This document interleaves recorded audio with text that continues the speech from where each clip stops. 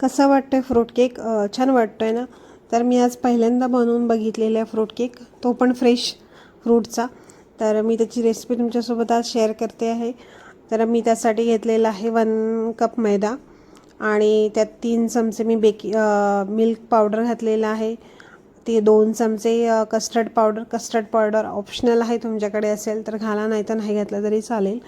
आणि 1 टीस्पून मी baking powder आणि 1 teaspoon मी baking सोडा त्यात घातलेला आहे. हे मिश्रण आपल्याला छान गाळून घ्यायचं आहे. त्यात कसलीही गुठळी राहायला नको, म्हणून आपण छान गाळून घेतलेलं. केकमध्ये एकच आहे की कसली गुठळी नको, कसले लम्प्स नको. आणि सगळ्यात महत्त्वाचं म्हणजे केकमध्ये आपलं बॅटरची कन्सिस्टन्सी जास्त महत्त्वाची असते आणि प्रमाण पण खूप महत्त्वाचं असतं. प्रमाण बिघडलं तर आपला केक पण बिघडू शकतो. तर मी आता याच्यात घातलेला आहे 1/4 कप शुगर घातलेली आहे. शुगर पावडर म्हणजे पिठी साखर घातलेली आहे. कारण आपल्याला जास्तच पिठी साखर घालायची नाही, कारण आपण फ्रूटचा केक बनवतो आहे आणि त्यात व्हिपिंग क्रीम पण वापरतो आहे. तर त्याच्यामुळे 1/4 कप शुगर आपली खूप पुरेशी पडेल त्यासाठी. आणि आता त्यात 1/4 कप मी दूध पण ॲड केलेलं आहे. आपण आपलं हे बॅटर बनवून घेऊया. आणि त्यात आता मी 7 ते 8 चमचे बटर मेल्ट करून घेतलं होतं. तुम्ही बटरच्या ऐवजी तूप पण वापरू शकता, पण बटर जास्त चांगलं आहे. तर मी आता थोडं त्यात अजून दूध ॲड केलेलं आहे, की असं वाटतं आहे की थोडं थिक होतं आहे बॅटर. तर मी त्यात अजून दूध ॲड केलेलं आहे. आणि 1 टीस्पून मी फ्लेवरसाठी व्हॅनिला एसेन्स वापरलेलं. आपल्याला बॅटर खूप फेटायचं नाही, कारण आपण त्यात ऑलरेडी बेकिंग सोडा पावडर घातलेला आहे. तर तुम्ही बघू शकता आपलं बॅटर अशीच कन्सिस्टन्सी आपल्याला हवी आहे, जेणेकरून आपलं केक छान फ्लफी आणि छान न क्रॅक येता छान बनेल. तर मी ओव्हनमध्ये नाही, कुकरमध्ये केक करते आहे. तो मी 10 मिनटं प्रीहीट करून घेतला होता कुकर. त्याची व्हिसल आणि आपल्याला त्याची रिंग काढून घ्यायची आहे. 40 ते 50 मिनटं आरामात लागतात आपल्या केक बनायला. तोपर्यंत आपण आपण कुकरवर चढवून ठेवून देऊया 40 ते 50 मिनटं. तोपर्यंत आपण आपली दुसरी तयारीला लागूया. तर मी 3 ते 4 चमचे मी ऑलरेडी व्हिपिंग क्रीम घेतलेली आहे, ती आपण छान व्हिप करून घ्यायची आहे. व्हिपिंग क्रीम जोपर्यंत आपली छान व्हिप होत नाही तोपर्यंत आपल्याला ती फेटावं लागणार आहे. जवळपास 10 ते 15 मिनटं आपल्याला लागेलच व्हिपिंग क्रीम व्हिप व्हायला. तुम्ही बघू शकता हळूहळू छान फुलते आहे. त्यात मी आता 2 ते 3 ड्रॉप घालते आहे व्हॅनिला इसेन्स फक्त एक फ्लेवरसाठी घालते आहे, कारण आपण छान फ्रूटचा बनवतो आहे केक, तर थोडं एक छान फ्लेवर येण्यासाठी. तर तुम्ही बघू शकता आपलं व्हिपिंग क्रीम छान व्हिप झालेलं आहे. उलटा करून बघते बाऊल, बिलकुल पडत नाही, म्हणजे याचा अर्थ आपलं व्हिपिंग क्रीम छान तयार झालेलं आहे. आपण हे आता फ्रीजमध्ये ठेवून देऊया सेट व्हायला.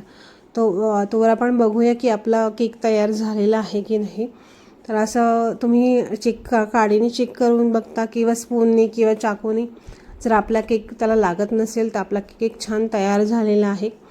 तर आपण आता हा केक त्याचं बटर पेपर काढून थोडा थंड व्हायला ठेवूया. तोपर्यंत आपण त्याचे ते फ्रूट्स थोडे कापून ठेवलेले आहेत. आणि आता केक छान थंड झालेला आहे. आपण त्याचे 3 लेअर कापून घेणार आहे, एक पहिला आणि एक मधातला, कारण आपण छान 3 लेअरचा फ्रूट केक बनवणार आहे. तर आपल्याला 3 लेअर लागतील. वरचा लेअर मी आता खाली ठेवते आहे, थोडा क्रॅक गेला आहे त्याला.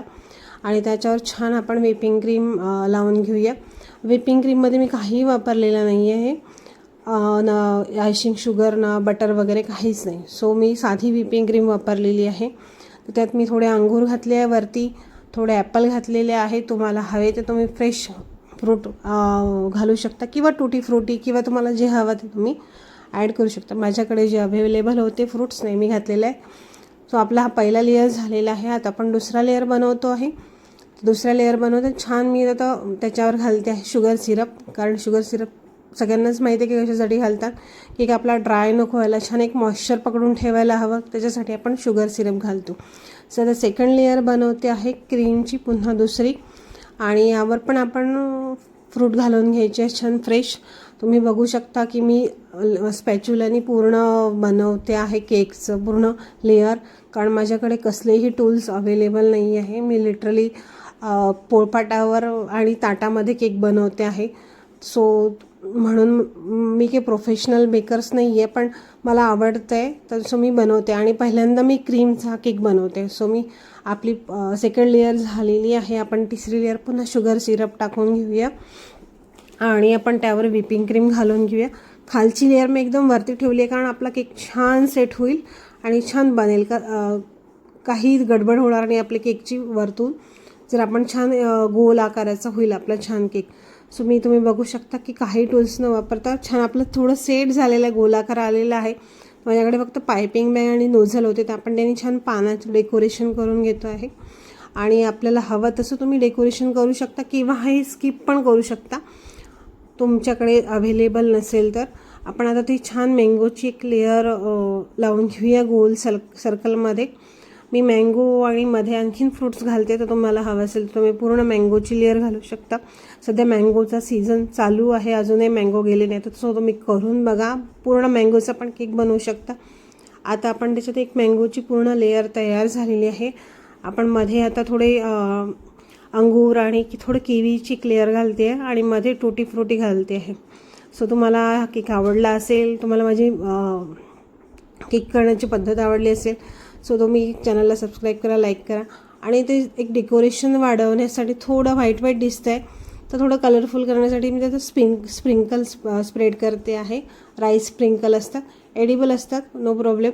तर छान असं व्हाईट नको दिसायला म्हणून आणखी थोडं कलरफुल करण्यासाठी मी ते बनवलेलं आहे. मी तुम्हाला केक कापून दाखवू शकत नाही, दाखवला असता पण नाही कापून दाखवू शकते. सो